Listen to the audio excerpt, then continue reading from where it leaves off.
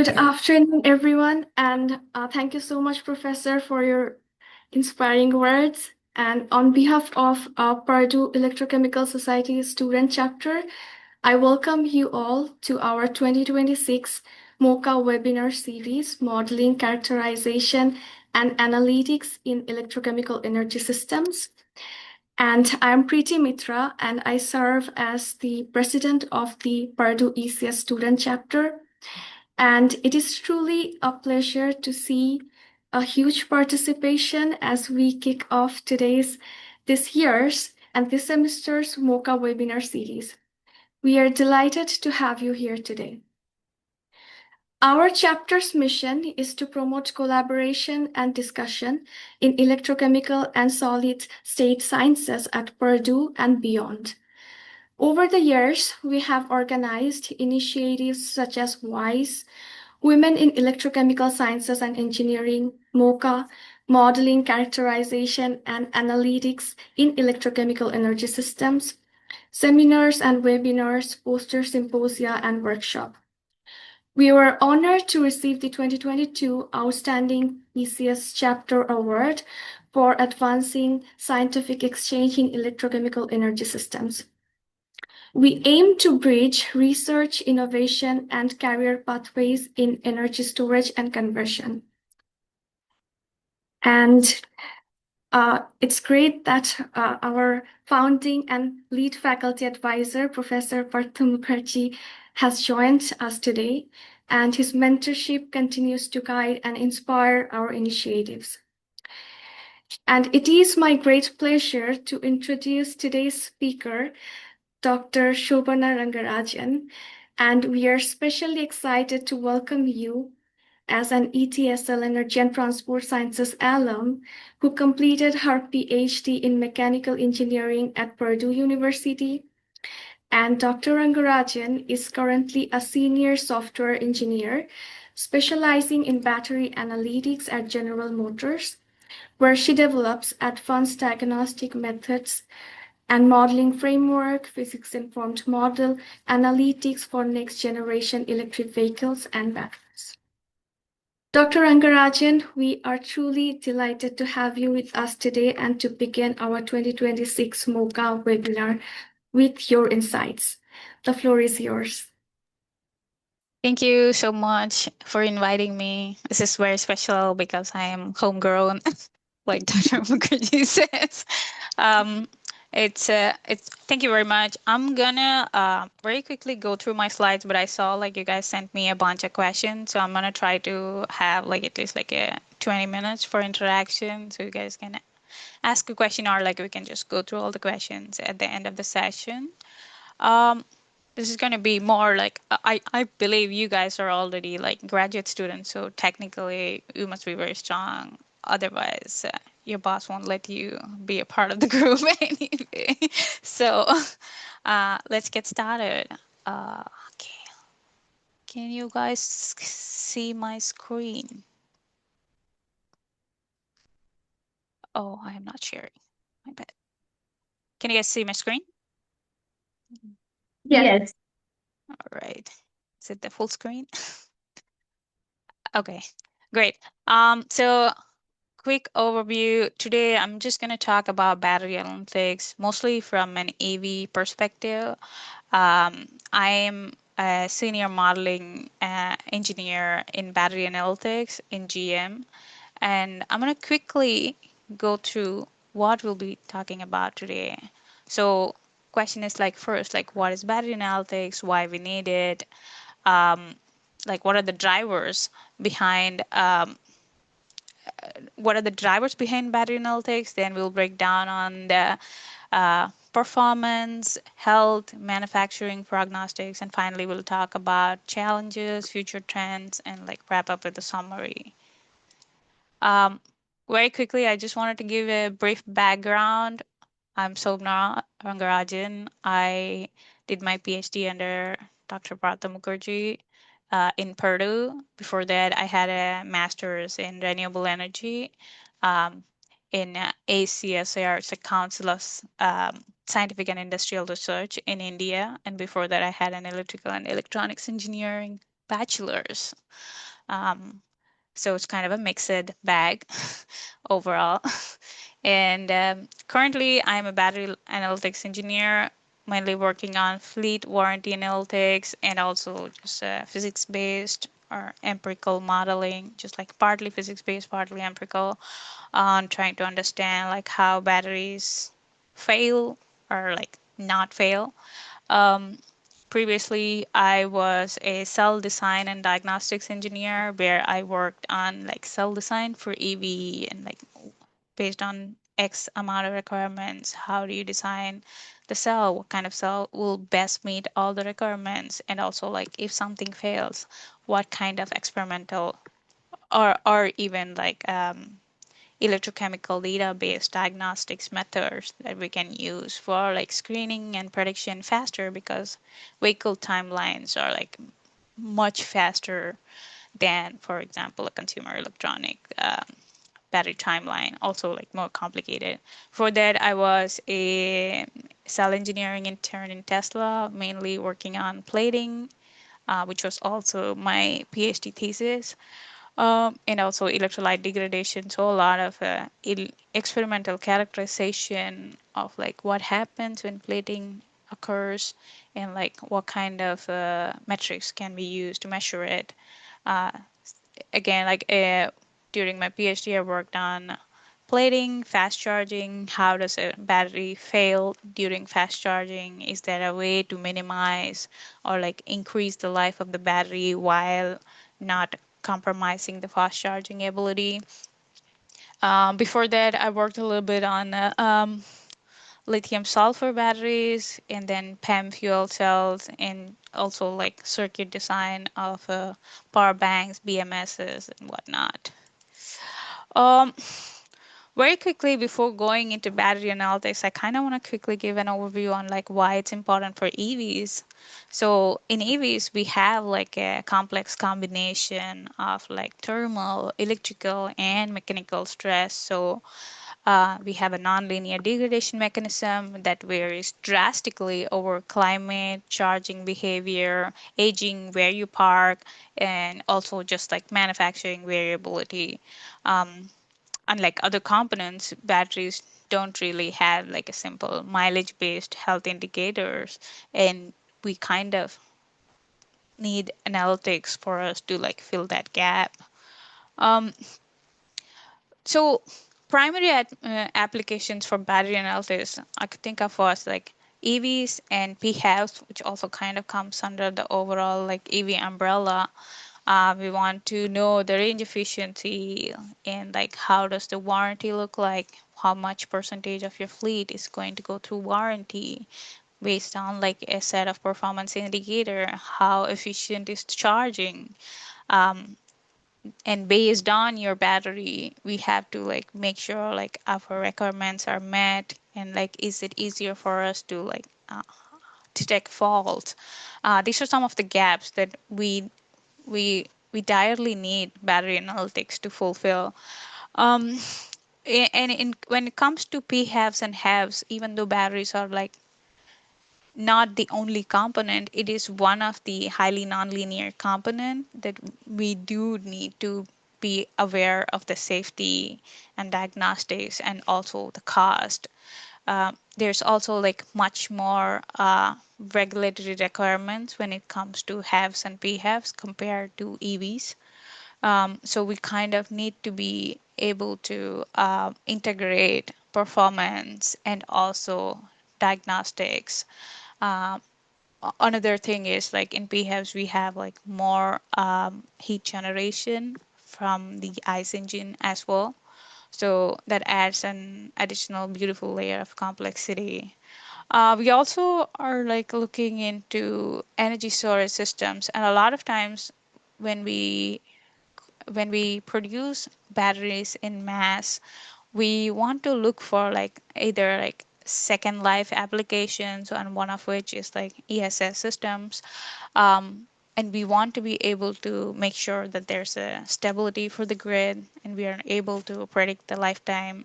And that kind of gives us hope that we will be able to get through the second life batteries or even surplus batteries that were produced for, say, EV production has a application. Uh, Manufacturing highly impacts your quality.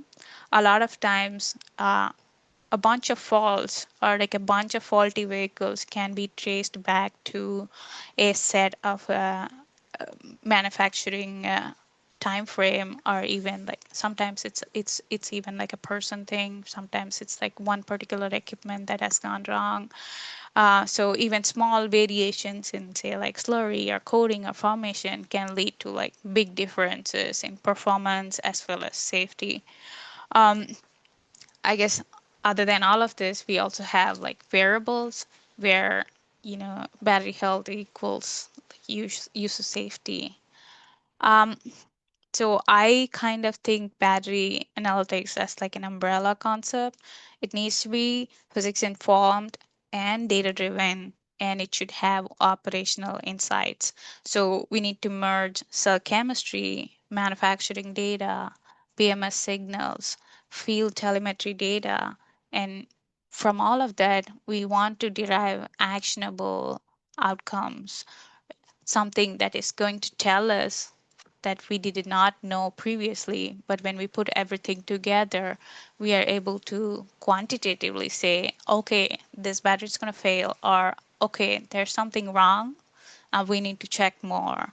Um, so this is how I see it.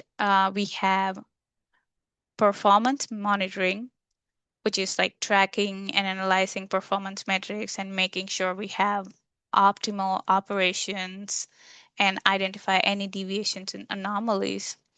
And we have health assessment, where you have overall health and condition of the batteries, including state of charge, state of health, remaining useful life. And then we also need, and all of these, we are getting it from our core electrochemical data, which is like voltage, current, temperature, sometimes impedance, or any proportional value for impedance. Maybe it's isolation resistance, maybe it's tab resistance. And then we have like charge data, power data, driving data. And we also have contextual information that needs to be analyzed. For example, you have the usage behavior. Some drivers take really long trips. Some drivers take like multiple short trips. And then it depends upon the person. There are like different kinds of consumers. You have contractors who have very heavy loads, and sometimes they use your battery for those, your drills or to powering their tools.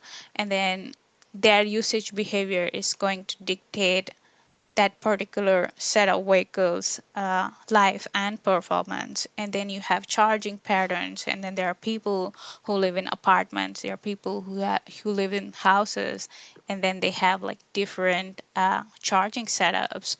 And overall environment, a lot of times high temperature areas is one of our worst performing areas. So the same car, when it's in like Arizona or Phoenix compared to, say, Michigan, it's going to have a different path for degradation, even with the same kind of driving behavior.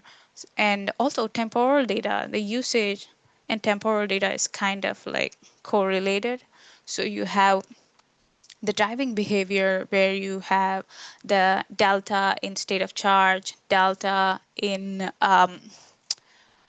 charge times, and delta in the kilometers, um, and delta in the RMS current of your driving or charging. And then there's also like, is it a continuous high power driver, or is it like, oh, I have weekends I don't really drive, but weekdays I have a commuter vehicle, or like, I don't really drive this vehicle in the weekdays, but during weekends I take it on really long trips. So all of these kind of needs to be taken into account when we are analyzing that metric. Even, for example, we can have a current as a single metric, but if it's an SUV, it's going to have a higher current compared to like a sedan. And we need to make sure a lot of these are normalized, and then that kind of informs us into like the right path. Is it like thermal event, or is it going to be a imbalance? It's going to be, can even be a crash. So we should be able to detect sometimes a small collision might change the alignment in the pack or the module in the, and then that might result in certain either safety concern or just like a performance issue. Um, and all of this kind of gives us ways to make sure that the vehicle is kind of going towards the going to be able to meet the warranty requirements. So when we look at all of these usage behaviors and so on, we try to make sure a lot of times multiple teams try to work on like shaping the customer behavior or like encouraging good behaviors, like, oh, don't let it go down to like 0% SOC or something like that. And you can see that even in like your phones, a lot of times when your battery is like closer to 95%, your phone will say like, okay, slowing down charge to improve battery life. All of these decisions are done by a bunch of battery analytics that you have from the data you get. Um, I kind of had like certain examples that I wanted to like talk about. Uh, for example, for battery performance monitoring, and why it's important for us. Let's look at like charging. We so this kind of shows like a clustering analysis of charging. It's like how much. So there are like three clusters, and it shows like from an end to start what is the SOC and what is the time, and that kind of gives us like how much, what is the chargers that people are using.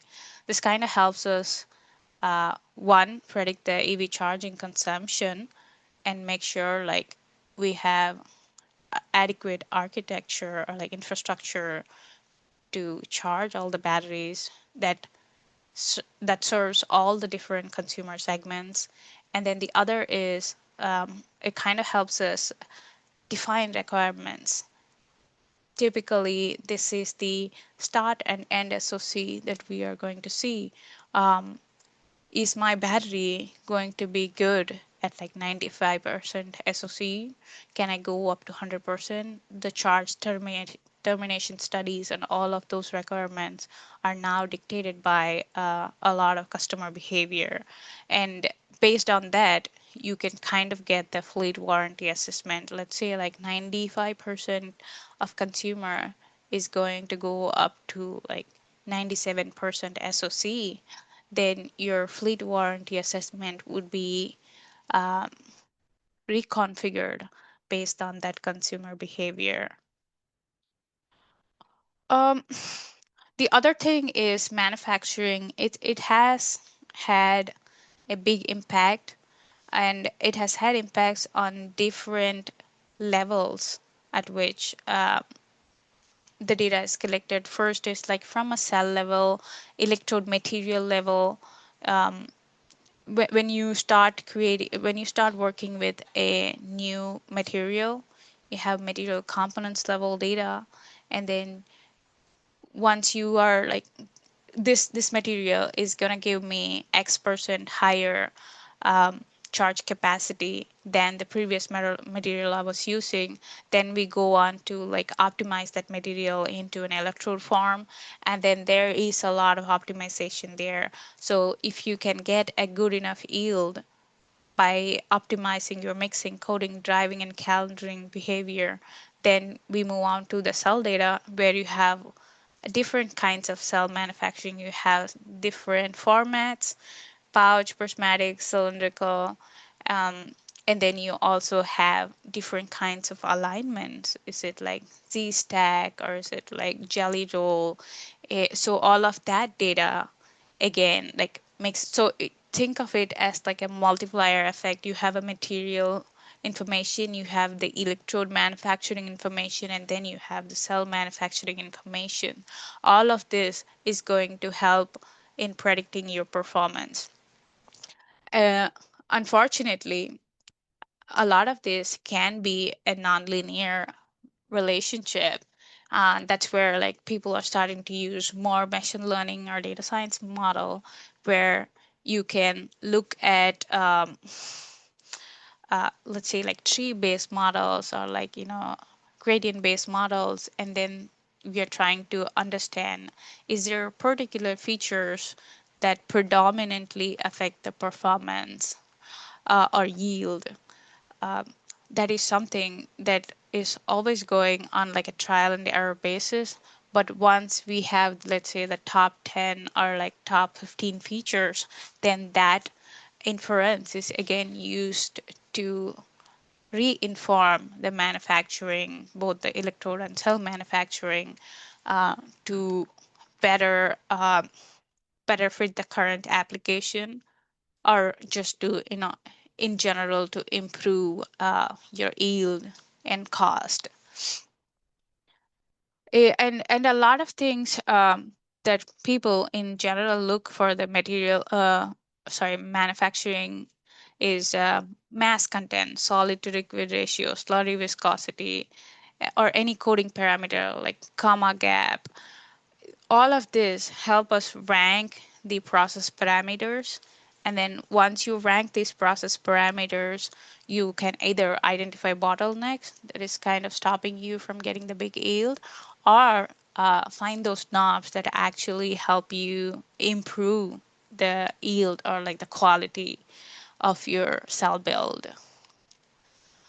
Battery health assessment. This is kind of what I mainly work on, where you look at your cell behavior, and you look at the capacity retention or even energy retention, because your miles are more closely related to energy than capacity. And then the idea is, like, for example, a nice vehicle is like 100,000 miles or 8 years. You should be able to operate that vehicle without it failing. It's the same case with EVs. You have the warranty evaluation period, which is 80 years, 100,000 miles. And before that, it should not have reached its 75% capacity, because after 75 or around 60 is when you have that accelerated cell failure. So the first thing is we want to evaluate whether the battery will meet the warranty evaluation period for all kinds of consumers, all different drivers, all different locations. Do we have like less than, say, like 0.5% of the vehicles that will need pack replacement at warranty evaluation period? And then there's also REP, which is reliability evaluation period. I think this is not very common among like most of other vehicles, but for GM, it's like 15 years or like 150,000 miles, and you should not have gone to that knee area where you have like sudden or like accelerated cell failure mode. So this is so in order for us to evaluate at the beginning of life or even before the beginning of life, just like when we freeze a cell, design, chemistry, everything, we then try to go through a set of testing at like different temperatures, different different SOC ranges, and a set of driver profiles. And then we try to extend that to understand how the battery is going to fail under, um, let's say, like 10 different driver conditions and like 50 different climate conditions. And then out of which, how much percentage of that particular fleet is going to need a replacement in the pack, or is not going to meet that warranty evaluation condition or reliability evaluation condition. And it's not just for like choosing or freezing a particular cell design or chemistry. It's also for updating certain parameters. For example, let's say, oh, there's some problem with the chargers, so we need to update the method we are using for chargers, or like the SoC range we are using for chargers, or like, oh, we found that there are particular drivers who operate at a much higher power. Will it still meet the WEP requirement? All of those things is what we need to figure out using analytics, and all the data we will have is the cell capacity, voltage, and temperature data. And we then use a set of both data driven or semi empirical or even like machine learning models in order for us to predict the state of health, the state of charge, state of energy. Because again, like there are certain chemistry that might not have a voltage fade, just capacity fade. In that case, just state of health is enough. But there are certain chemistries that go through both voltage and capacity fade, so we also need to know the state of energy. And then there's state of power, especially for like PHEV and HEV. They have high power requirements because the pack is smaller, so overall power needed normalized by the pack size would be higher.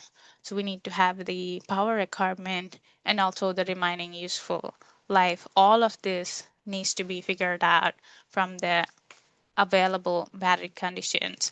And it can't just be physics based. That is always the bottleneck. Physics based is going to be very accurate, but a lot of times you won't know what went into the battery because the suppliers will not tell you that. And then you also have a lot of gaps, and you do not have a long testing period or a more invasive testing, which is why you need to have more data driven uh, models, which can kind of like bridge the gap that even though we don't have physics, we should have like interpretable models that are informed by certain physics based behaviors or electrochemical behaviors that can then give us a list of uh, metrics that we can then use for like warranty or fleet assessment. Um, Other thing we do or we look at is data-driven models and semi-empirical models. Um, a lot of times you can't just have a purely data-driven models because how much can you interpret the results? So when you do a design of experiments, you want to have some data driven and some physics that is trying to explain your model. You cannot have a model that has like say 98% accuracy but violates physics. It just doesn't work. That's why a lot of times it's never going to be one particular type of model. You will have some data driven modeling, but you will also couple it with some physics. And it doesn't need to be like pure like, oh, I want to just use like Butler-Omer equation or like TAFL kinetics. Doesn't even need to be there. It can be even like an equivalent circuit based model, but there needs to be some physics to make sure that we are not just generating a garbage model. Because there has been times where I have found that, oh, this particular model has like 97% accuracy, but I cannot explain why it works. So even if it works, if I can't explain it, then I can't really confidently say that this model is going to work at all use cases. There is going to be extrusion use cases in which we should be able to confidently say that this model works. Um, so what we usually do is try to drive at least some of the data that we collect to be informed by physics, and then we then try to look at different vehicles at different number of charge, different number of DCFC, and how does the SOH look at. We can't just predict based on data-driven modeling. Um, Other issue that I have seen is fault diagnostics. There's going to be a ton of different faults in a particular fleet, and but the percentage of that fault is like going to be maybe like 1% or even less. we should be able to diagnose that fault. So a lot of times it starts with like first looking at and healthy, first identifying healthy and faulty vehicles, and then we look at all the data, it be voltage, current, isolation, resistance, etc. And then we try to set thresholds for each of these of each of these metrics. And sometimes it's not straightforward, so we then have derivative parameters which we use to set those thresholds, and then use that for abnormal cell identification, and then from that we classify whether it's a faulty cell or not faulty cell. um, this kind of shows like they use voltage, and if my voltage consistency is like starting to go below like 10 millivolts or 20 millivolts, that's when you realize something is wrong. And it doesn't necessarily just need to be voltage, because sometimes you have like pack level metrics, you have the temperature, and you also have like the temporal measurement of like capacity over temperature, or like capacity over voltage. In this particular voltage band, I have X amount of capacity from like 10 days ago, but like now this is X plus 10%. Or sometimes the median value of that particular diagnostic identifier is going to be much higher or lower than the faulty vehicles. That's how we identify like, is this going to be helpful for us to predict, is this healthy or faulty vehicles. So a lot of times what we do is we identify a particular feature or a set of features that differs with fault. It could be a direct parameter like a voltage or temperature, or it could be a calculated parameter, it could be a resistance, a differential parameter, or like some kind of transform which converts your existing measurements into a feature that can help us identify the fault. And then we try to estimate a threshold value for that particular feature, and then we use that to create a data identifier. This is called like DID. So once we have that, we validate the DID, and then we productionize it for vehicle level proliferation. Main challenges so far I have faced is data availability, quality, data volume and complexity. um, a lot of times you have nulls, a lot of times you get like garbage data, sometimes you have missing data, um, and then you have different kinds of batteries or battery packs in different vehicles, which makes it much harder. So even if you, for example, develop a model, if you don't have enough data, we can't really validate it uh, very well. And also like there's again, the number of faulty vehicles is going to be a very small percentage of the total fleet. So validating a faulty vehicle and interpreting if your model is actually showing the right trends is going to be really difficult, because we just have less data. A lot of times I see that data augmentation using like advanced data methods um, is one way, or it's kind of necessary at this point for us to like move forward. Um, we are also looking at this year is kind of the year of AI, so we're also looking at like advanced machine learning techniques. Digital twins has been in the flux for a couple of years now, so I think it's not going away, and it's going to be one big thing.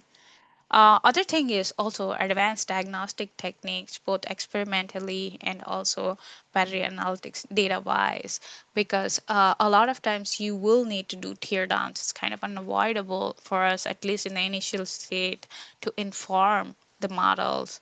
And because a lot of this data is like customer level data, there's a lot of cybersecurity and data privacy um, that is needed.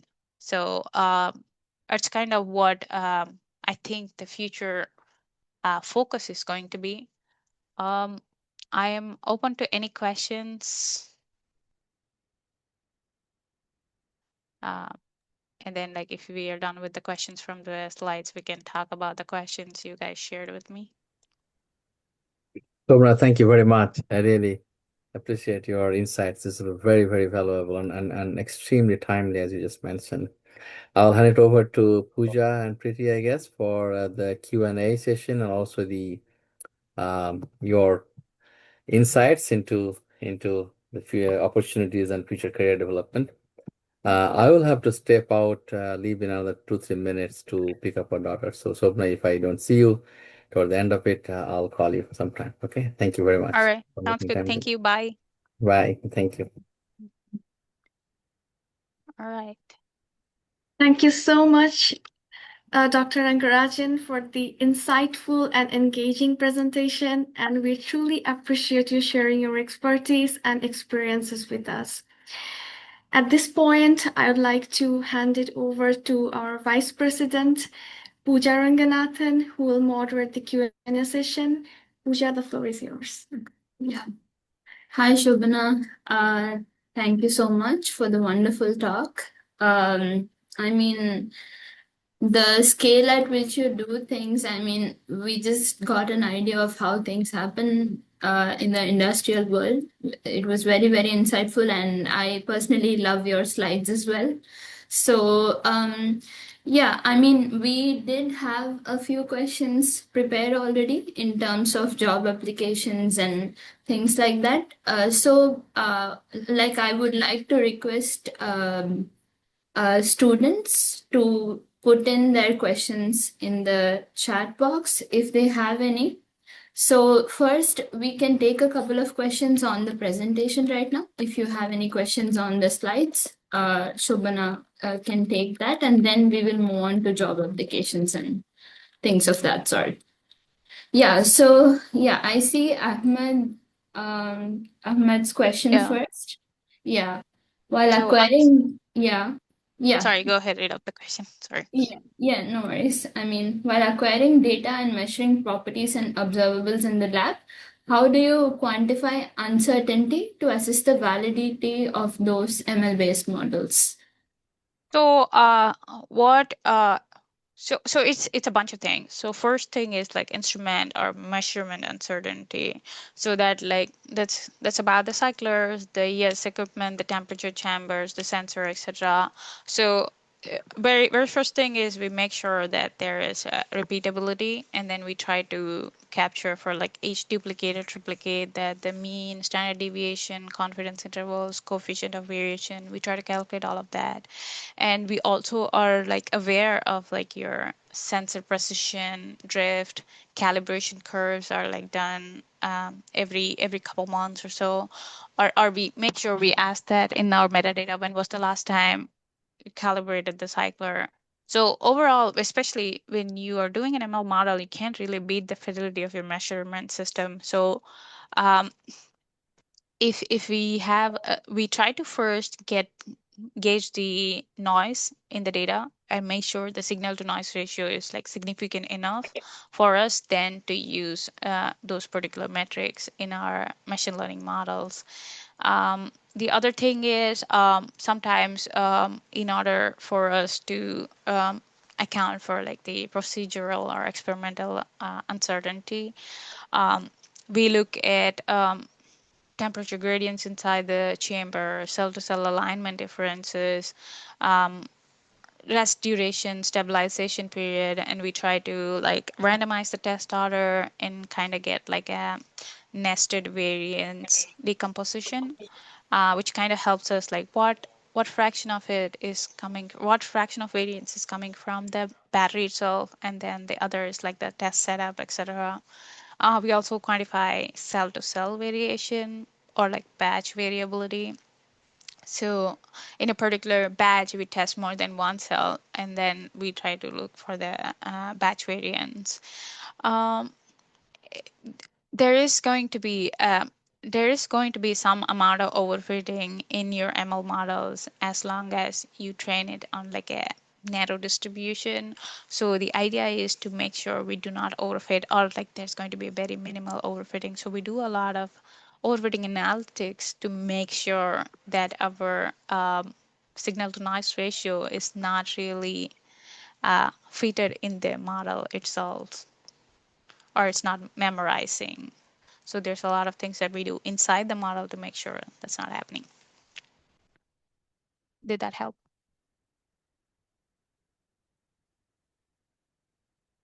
Okay, I'm seeing more questions.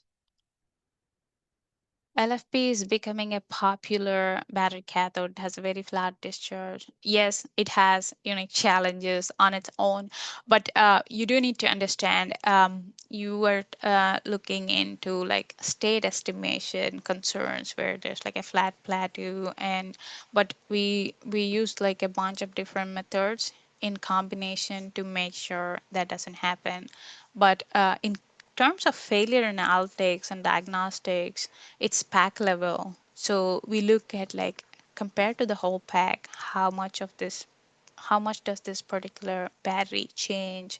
That kind of gives us like the faulty cell in a pack. So a lot of those like pack level metrics don't really present that challenge that you have for state estimation. So that part is quite similar for every other battery. It's just like the state estimation is slightly different, but there are ways that people have worked on eliminating that issue. Where do you see the largest disconnect today between academic battery research and production EV requirements? Um, a lot of times it's about so let me say it this way. Um, academic performance is like, let's look at it like in a publication standpoint of view. We want to make sure it's a novel enough material or method or algorithm, you know, because one of your goals is to publish, right? And like go in a highly high impact peer reviewed journal. But in terms of like production EV, we don't really care if it's like that novel or anything. If it saves us cost, that's all that matters. Is it saving us cost in terms of like, oh, my material cost is low, but like my battery energy is not that high, but your dollar per kilowatt hour is lower, people are going to choose the low cost. At the end of the day, cost is kind of the biggest impact, and also how manufacturable it is. A lot of times there are like amazing chemistries, but if it's not like large scale manufacturable, doesn't really matter that much. And the other thing is like how susceptible are they to fault. So if there is like a safety concern, no matter how amazing the battery is, until the safety concern is like kind of fixed, it doesn't matter how stellar the performance is. So that's one thing. Is there any data drift or periodicity noticed in modeling? There's always data drift. There's no perfect data. I've not seen one set of perfect data. And if the data is too perfect, we kind of like doubt the data source. So there is a lot of data drifts, and we do see some kind of biases also, which if we can find the bias, we try to eliminate it, or like offsets, we try to eliminate it. Periodicity, yes, there are sometimes, a lot of times we try to look at the temporal data to see like, oh, this bunch of vehicles are fault. Is there anything common in that? So like, oh, their production date is in May, so maybe that's where something's wrong. So we have found stuff like that. So yes, um, data drift, we handle it, like I said, with a lot of median covariation, sorry, covariance and everything. And then periodicity, it honestly depends upon what we see. Uh, because sometimes periodicity means like there's something wrong after all. So, is there any other questions? Okay, let's go to the Yeah. industry questions. Yes, yes, yes, yes. All right. So yeah, I would like to start off with the first one. So the most important question for PhD students in general is how do you prepare for applications when you're juggling your thesis and defense, like writing, like finishing up your work. So when did you personally start looking for roles during your PhD? And were you sure you were going to go to the industry, or like did you decided during your PhD that you want to go to the industry? I did know I wanted to go to the industry. So here's what I would suggest. In general, what you should look at is you guys go to conferences and like other presentations where you meet a mix of industrial and academic people. So wherever you want to go, you need to make sure that you have a reasonable network. For example, my Tesla internship, I got it from an ACS conference. A person saw my presentation and they said like, okay, cool. Do you want to come work for Tesla? And I said yes. And then like once you are already in it, like it expands your network because another reason that it helped me was I was in a purely academic role or like in an academic setting, and then I moved to an industry, and then you get to meet a lot more people, and that kind of helped expand your network. And as long as you keep in touch with them, um, I would I applied on 2 to 3 months before my graduation. So because a lot of times people want you to start ASAP. So it is important that you don't apply too soon, but you can always start the conversation early enough. You can talk to people or you can talk to teams which you are interested in, and then make sure that you know someone. It always helps to get an interview after that. And after that, it's kind of straightforward, whether it fits you and then you go on. Let's go to the next one. Yeah, and what are the things that one should focus on while building like their research profile? I mean, I know it's highly subjective. People have their own skill sets and stuff, but according to you, what do you think they look for in an industrial role? Like, what should you not miss out on? Like, okay, you definitely need to have this skill set. Like, is there anything that you would like to share? Um, a lot of times people look at like how you solve a particular problems. So most of your interviews are going to be technical because you guys are like PhD students. So it's going to be straight up technical. And Mhm. we are not going to know the answer for all the questions that are being asked. But Mhm. is there like a systematic way that you can answer that question that usually has the biggest impact? And obviously, I guess papers, I think it depends upon the company, but I would say like how adaptable you are kind of has the biggest impact. What should one not miss out when applying an industrial role? I'm not really sure. But make sure you network, and like make sure you like people know about your work, because once you are talking about your work, you are kind of the expert on your work.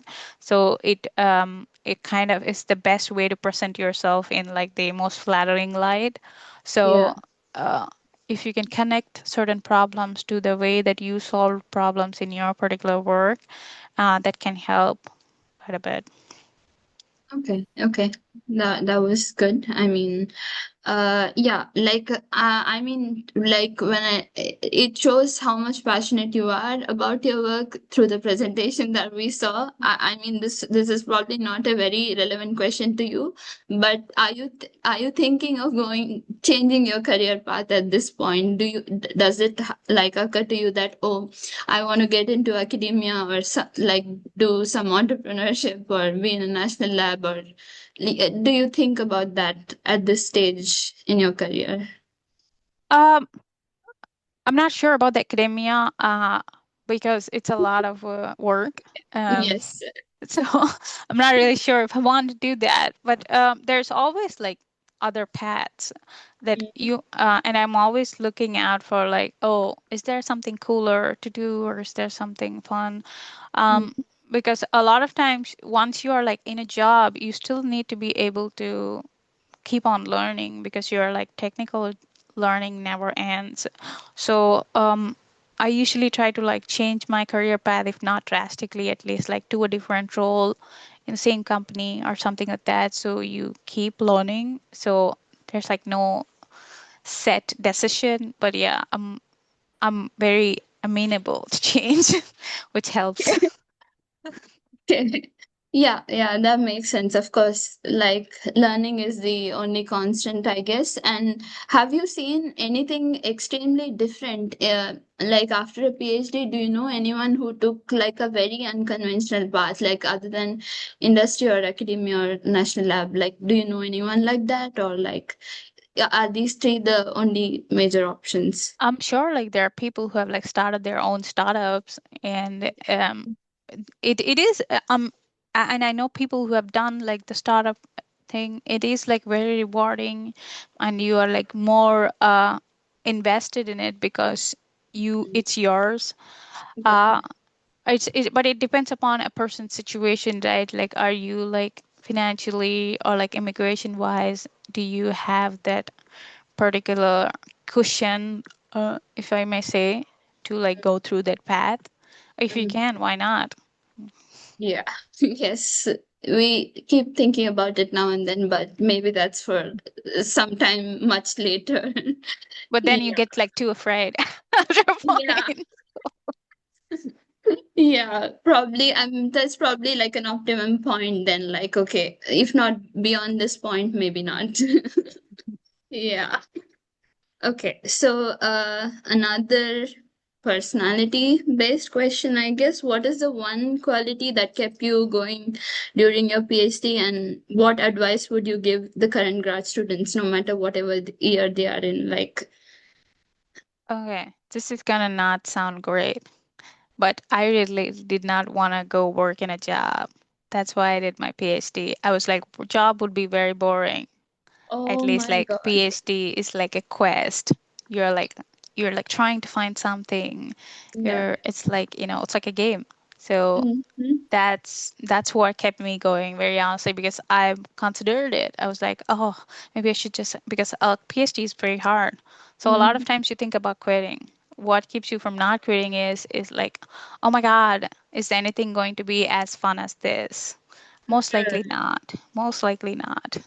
Um, I mean, yeah, you might get into a role which finally, like, you're like, oh, great, this is what I want to do, but it might not initially happen, or it might not continue. You might need to change to your role. But Mm-hmm. that's what kept me going. I was like, this is very cool. I don't want to not do it. Wow, wow. Thank you. That puts some like gives us some perspective. Thank you so much. And okay, so I understand this is like the PhD period is one of the most like probably very uncertain but also very exciting periods of your life.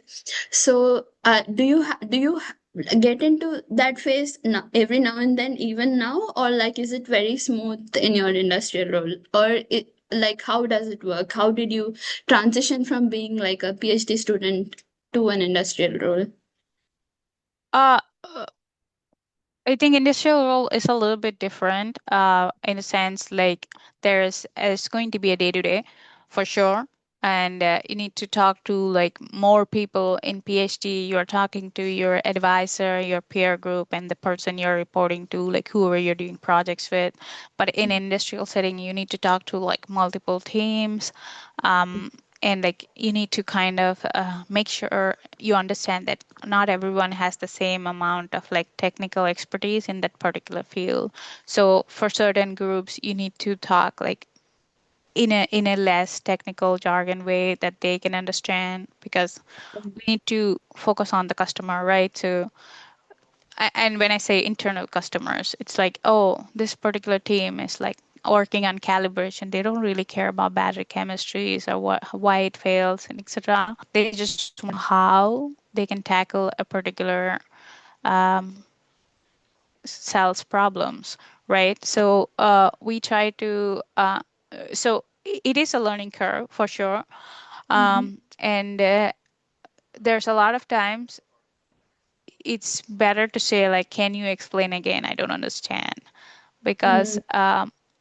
you go into an industry and there's going to be a lot of abbreviation and jargon that you don't really understand. And sometimes you work on like a completely different thing and you're talking to a different team. So in that situations, it's just better to clarifications, which is kind of hard because in PhD you want to like know, like Yeah. mostly know. Yes. So Figure out everything by yourself. Yes. yeah, Yeah. so Yes. Okay. Yeah. Makes sense. Yeah. Thank you. And probably just one last question from my end. So, I mean, how do you deal with uncertainties in general? I mean, this is like again like a very personality based questions. And how do you deal with everyone around you? Like if they're against something that you're doing, what do you tell yourself, and how do you focus on achieve your goals? Like, wow. yeah. Yeah, there's a lot of uncertainty in general. I think at one point you realize, okay, there's nothing I can do about it. It's a very important step that you need to understand. If there's something that is in your control, I try to make sure I do that. For example, oh, I really don't want to get fired. So I do a lot to make sure that I'm not fired. But then there are like things that are out of my control that I can't really do. There's like layoffs going on and everything. You can't really like do too much. Sometimes you do spiral. I absolutely do. And then Yeah. and then like I just honestly I just try to like keep myself busy and like focus on things that I can control. If there's something that's beyond my control, there's like really nothing I can do, and just worrying is just not the greatest option. But it took me a while. I did not deal with uncertainties well. I was an anxious wreck, but Wow. but I'm much better now. Wow. Yeah, good to know that. I mean, we are all like, we all spiral now and then. We also want to reach like a place I where we still don't. spiral sometimes, so it's like it's impossible not to, but I Yeah. try to like keep it to a minimum. Yes, that's the goal. Yeah. Thank you so much, Shobana. I mean, I'm done with questions from my end. Um, Yes, I so think like we truly appreciate you taking your time to share your expertise. But before we conclude, we would love to take a group photo all together. So please feel free to turn on your camera if you are comfortable, everyone, those who attended. yes. Shobana, your video is probably actually stuck again. I don't know why it's stuck, but it won't let me do anything. Okay, give me 1 second. Can I leave and come back? Yeah, Yeah, sure. yeah, sure, sure. Please go ahead.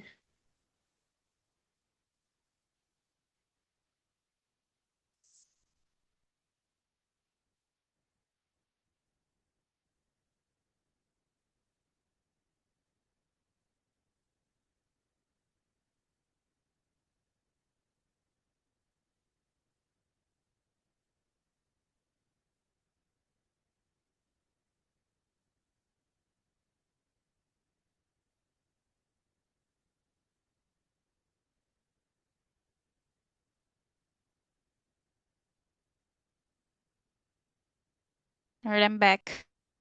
Yay. Okay. Welcome back. We will take screenshot now. Yes. We're taking this screenshot then. Are you all ready?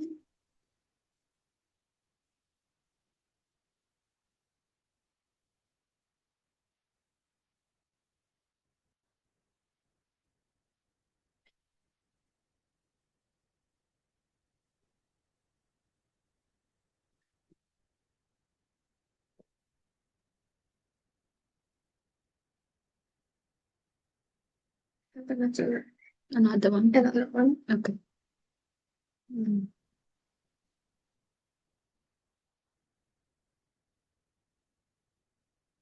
I think we're done. Okay, great.